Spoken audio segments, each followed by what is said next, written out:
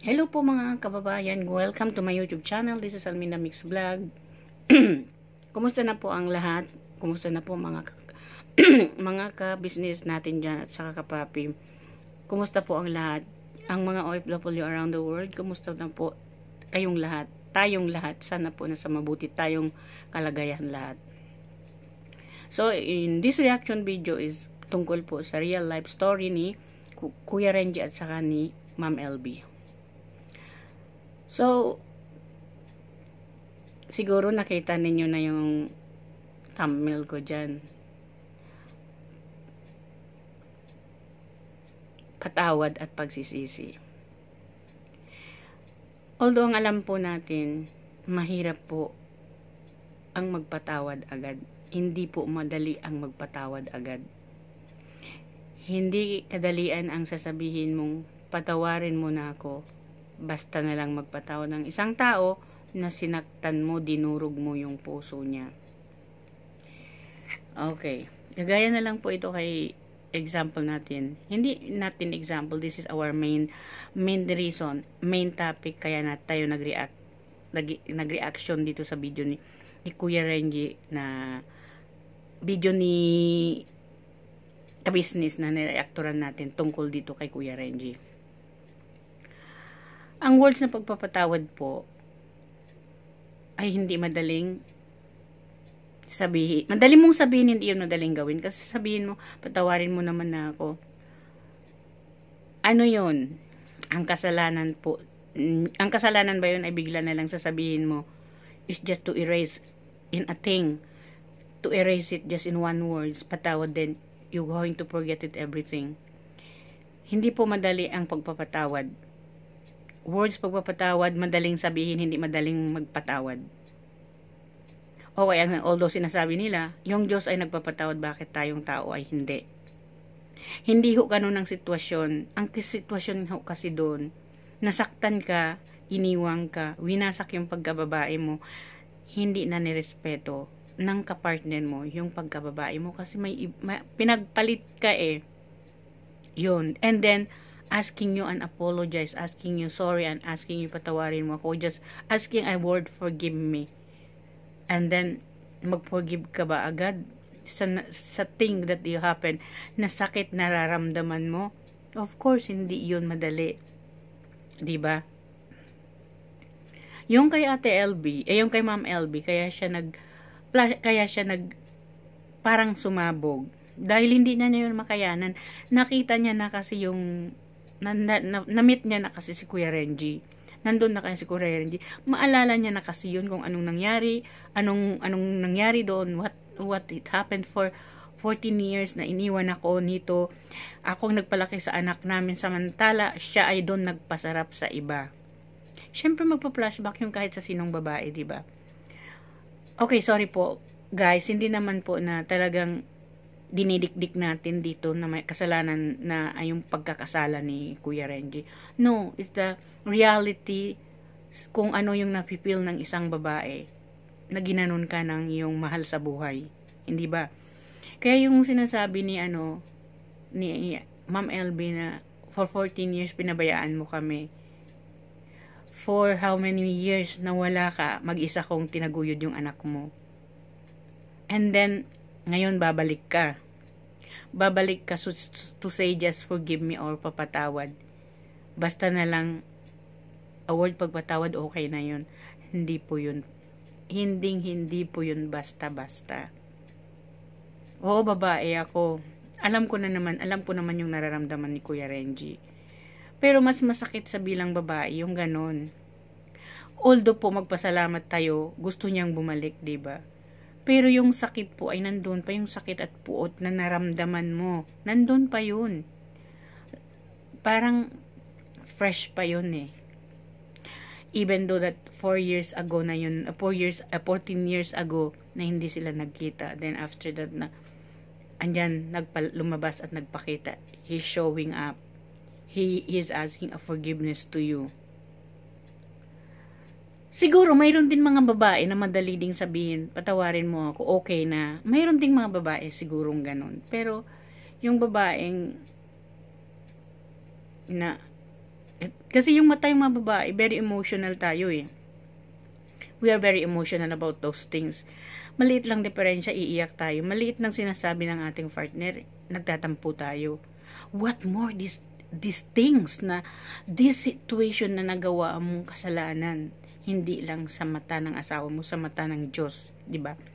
So by the way, sana po makapulot tayo ng konting aral at sana po we are hoping and pray kay Kuya Renji na mahilom na kaunti-unting mahilom yung sugat nasa puso ni Ma'am LB. So, words na pagsisisi. Ulit-ulitin mo man ang sinasabi mo na nagsisi ka. Hindi na po yun maulit pa na mabuo pa ang tiwala. Trust. You broke the trust. Ang pagtitiwala ng isang tulad naming babae. Kasi kami, hindi lang pagmamahal ang ibibigay namin. Buong-buo yung tiwala namin. Buong-buo yung pagmamahal namin. Ganon yung babae magmahal eh.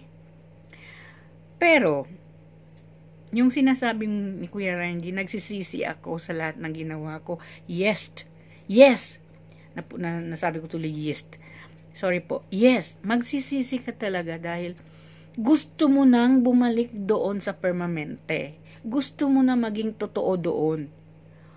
The thing is, may nagawa kang kasalanan na that is a very, very big mistake that you did in your life. Diba? So, paulit-ulit mo, magsisisi ka. Okay, magsisi ka talaga ng magsisi. Sana po, ay magsisi ka, hindi mo na yung uulitin o hindi ka nababalik doon sa pangalawa mo. Sabihin mong magsisi ka dahil hindi ka nababalik doon. O kaya magsisi ka lang kung tatanggapin ka, babalik ka doon. Hindi pwede yun. Diba? Karamihan sa mga lalaki, ganun eh. Matatamis ang dila. Ikaw talaga yung mahal ko. After a while, pagtalikod ng first wife, nandoon ka na naman sa pangalawa mo. Ay di hindi pwede yun. Diba? Ganun karamihan sa mga lalaki eh. So, para sa'yo, Kuya Renji, kung totoong nagsisisi ka, ipakita mo. Huwag mong sabihin. Ipakita mo talagang nagsisisi ka. Huwag mong sabihin. Words cannot express ano yung nasa sa puso ni Ma'am LB na masakit sa ginawa mo. Do it at ipakita mo, prove it na nagsisisi ka. Yun ang tama doon.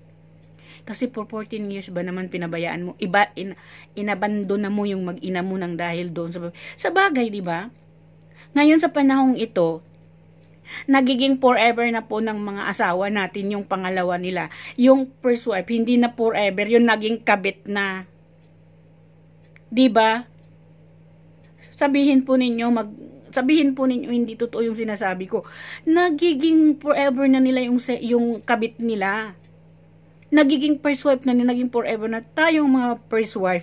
Tayo na yung naging kabit, hindi na tayo forever eh. Although, nang ikinasal kayo, till death do us part, walang sinong makapaghiwalay sa atin kundi kamatayan. Sorry po. Ano lang ang emotion tungkol dyan. Sorry po. Related lang tayo dyan eh. So, ganito po mga kababayan, mga kabisnes. Panoorin po natin yung some portions ng pag-uusap nila Kuya Renji at ni Ate LB.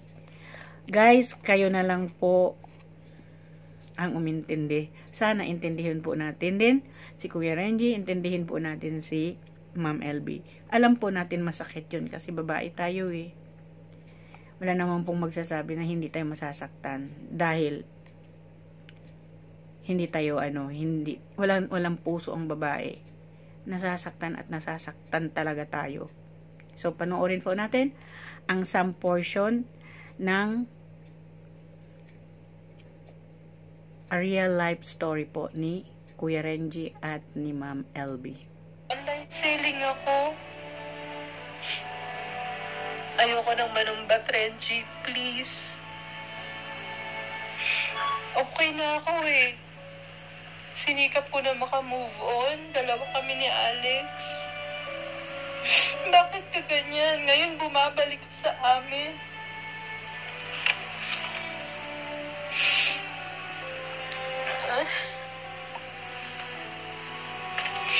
Hindi ko magets eh. Paano yung pangalawa mo pumayag ng ganito kabilis? Paano mo siya nabilog at napapayag na kausapin at balikan kami this time? Wow!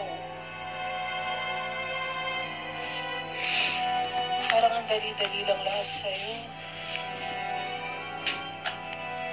Renji.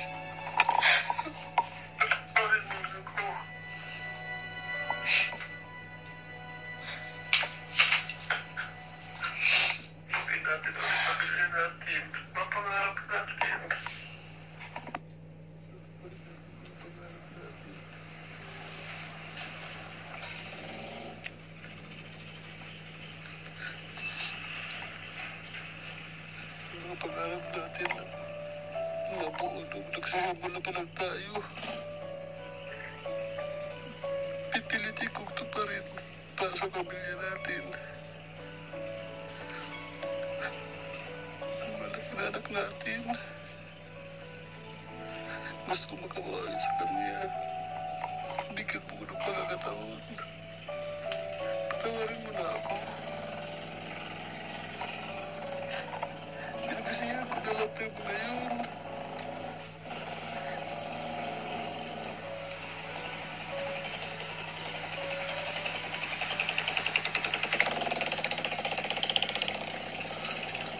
Sige na.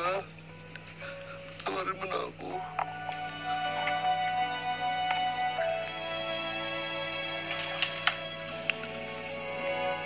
Mamasyal tayo. Tayong tatlo lang.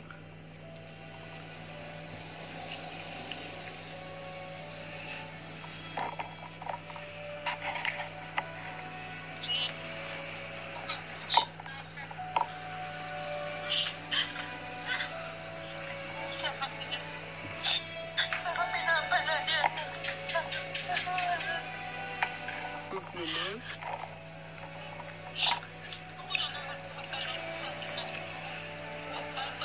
Sa akin yung mag-isa. Lalaki ako tatanda akong mag-isa kasama si Alex. Malaya ka na.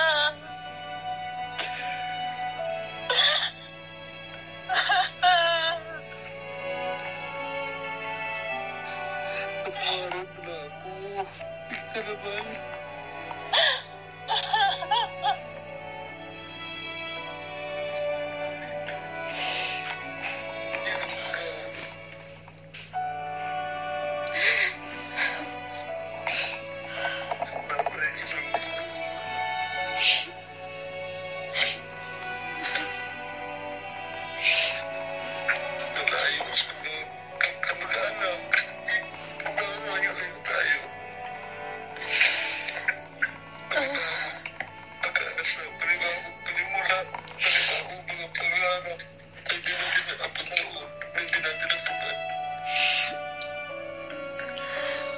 Hindi ganun kadali yung Renji.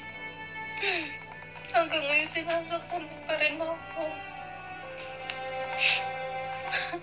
Kaya hindi pa ako ready makipagkita sa'yo. Noon ka pa namimili. Sorry Renji, nakapag-desisyon na ako. Kami na lang ng anak mo. Kami na lang.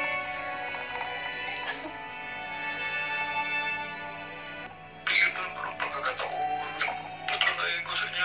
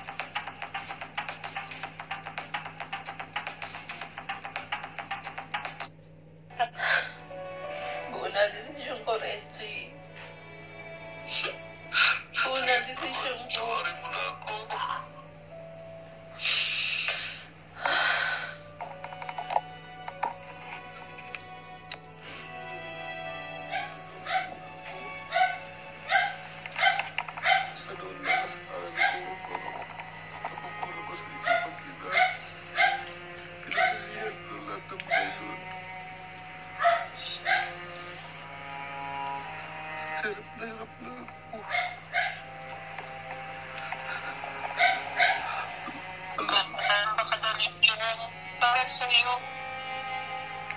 Ganun na lang ba kadali yun? Sana naisip mo yun noon bago mo ginawa yung mga nagawa kong kasalanan. Yan kita, alam ko, hindi ganun kadali tanggapin mga nagkasalanan mo sa iyo. Pero alam ng Diyos, pinagsisihan ko na lahat ng mga yun. Patawarin mo lang ako.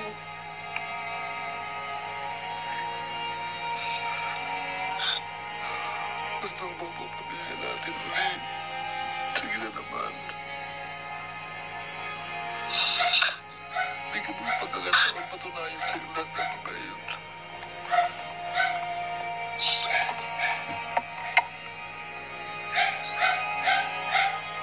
Mahal na mahal kita. Mahal na mahal ang anak natin.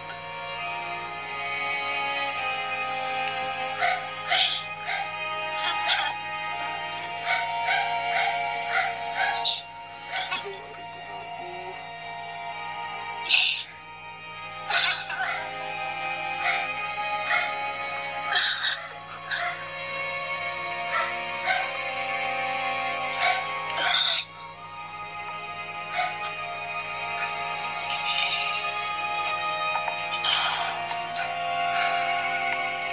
Tingin na naman, please. Tingin na parang awang mo na.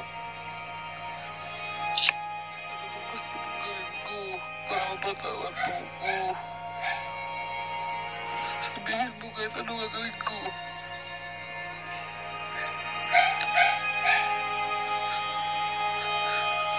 Sige na.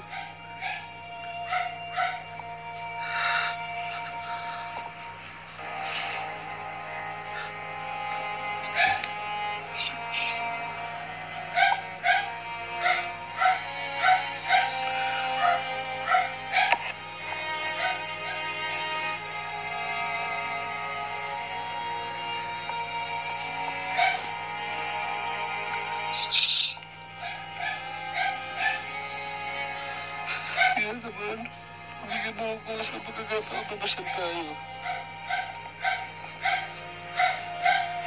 Tayong tatlo lang.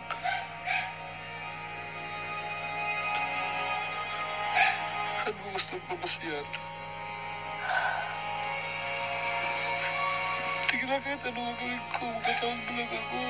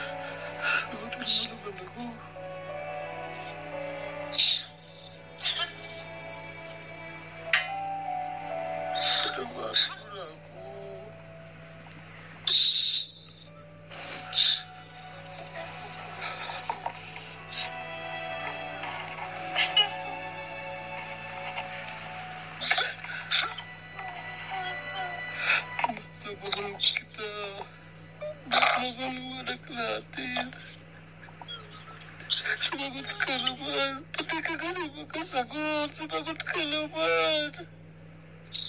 Hindi na ba ako mahal?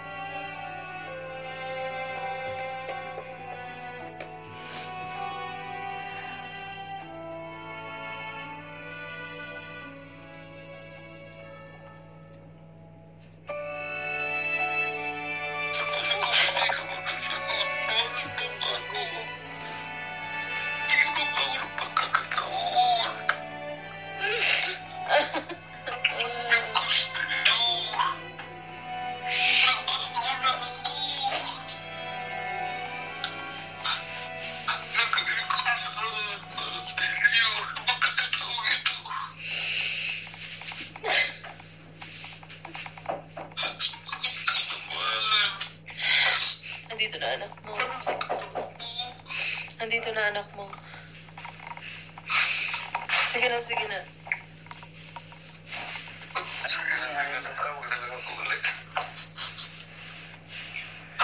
Nangyari. No, okay lang ako na. Okay lang ako. Sigurado ka? Okay lang. Mga narinig ako ingay eh. Okay lang ako. Okay ka lang.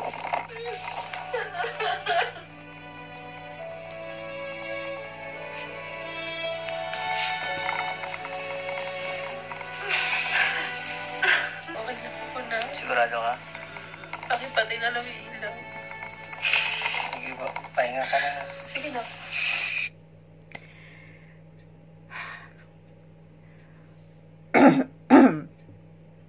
Sorry po.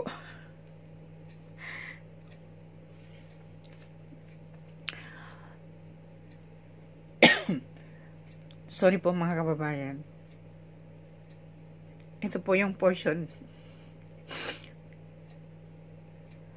Ang portion talagang nakakabagbag ng damdamin. Ito. Yung napanood natin. Lahat ng tao maiyak dito eh. Kasi tingnan po ninyo ha, na-stop si Ma'am LB nang magsalita nung sinabi ni Kuya Renji na, mahal mo pa ba ako? Hindi siya nakasagot doon. Okay, syempre, kung mayroon pa talagang counting portion doon sa puso ni Ma'am LB na, syempre, sawa niya yun eh. Minahal niya yun eh. Mayroon pa talagang kahit counting portion doon. Kahit ganito lang kali. May naramdaman pa siya doon. Kasi, tayong mga babae, pag hindi ayaw na talaga natin, hindi na natin kakausapin. Pero kay sa side ni Ma'am LB, kinausap pa rin niya. Kahit masakit sa kanya. Baga, I would like to express the feelings that you broke me for this, what you did to me. Gusto ko ilabas ang sama ng loob ko sa'yo. Gusto kong manumbat sa'yo. Gusto kong sabihin sa'yo kung ano yung masakit. Yun eh. Yun ang part ng sinasabi ni, hindi lang talaga siya mahilig magsabi ng hindi maganda dahil napaka-professional po ni ni Ma'am LB. Kung ibang asawa lang, sorry po. Kung ibang asawa lang yan, ang panunumbat, ang pangmumura, hanggang langit. Pero siya hindi, napaka-professional. Kaya rin siguro yan si Kuya Renji, kaya gusto niyang bumalik, naghihingi talaga siya ng tawad, nagsisisi siya. Dahil siguro alam niya talaga yung ugali ng kanyang asawa. So guys, sa ating mga viewers po, sana po panoorin yung whole video nandoon kay ating ka-business. Nandoon po sa ka-business official kung gusto po ninyo panoorin. Kung hindi pa ho kayo nakasubscribe, subscribe niyo para malaman ninyo yung part 1 until part 9 po ng storya ng buo ng real life ni Mr. Ni Kuya Renji at ni Ma'am LB. So guys, hindi ko napabain ito. Actually, mahaba na talaga siya. Hindi ko papahabain pa ito. Sa lahat po ng nakarelate dito. Kung kaya pa pong ayusin yung relasyon, kaya pa pong buuhin ang inyong pamilya, buuhin na ninyo po hanggat maaga pa. Kasi yung akin, parang ganyan, humingi siya sa akin ng second chance, pero hindi ko siya pinagbigyan. Ngayon, sino nagsisisi? Hindi siya ako. Pinagsisihan ko yun nang hindi ko siya tinanggap. Ano ako ngayon? Nga. Mamuhay na nag-iisa. Although may anak ako, pero okay. The main topic natin si yung real life ni Ma'am Elbet sa ni Kuya Renji. Ang kanilang pag-uusap na makabagbag damdamin, sakit na nadulot na lahat ng babae ay parang tinusok yung puso sa nakadaan ng ganitong sitwasyon. Okay. Sa lahat po ng mga OFW, mag-ingat po kayo. Sa lahat po ng mga viewers o supporters at saka sponsor ng ka-business, mag-ingat po kayong lahat. Huwag po nitong kalimutan na maglalambing lang po ako. Paki-subscribe po ng ka-business official, ka-business family, at saka kay Papa Dins, at saka sa editor nilang si Tin King Buddy. At saka sa lahat po ng mga reactors, paki-subscribe na rin po. Salamat sa inyong lahat. Salamat po sa aking mga subscriber at sa aking mga viewers na laging nanonood sa akin at laging nandyan sa akin. Maraming taos puso po ako nagpapasalamat sa inyo. Kaya shoutout po sa taong nagpapa-shoutout kay RMZ. Shoutout sa iyo, ma'am. Thank you very much. You're always watching my video and you are always giving your thumbs and you're giving your comments on that. Thank you very much po sa lahat. She's from New York City po. If I'm not wrong, she's living in New York, I think. Sorry po kung hindi tama. So by the way, po sa lahat, thank you very much. Ako po ay nagpapasalamat unang-una sa Allahu Ta'ala. Ang pangalawa po sa mga ka-business official at ka-business family at kay Papa Dins. Maraming salamat po sa lahat. Naway pagpalain po tayo, and may Allah always bless us all and give us a way of living na masagana at masayang pamilya. Bye-bye po sa lahat. Salamat po.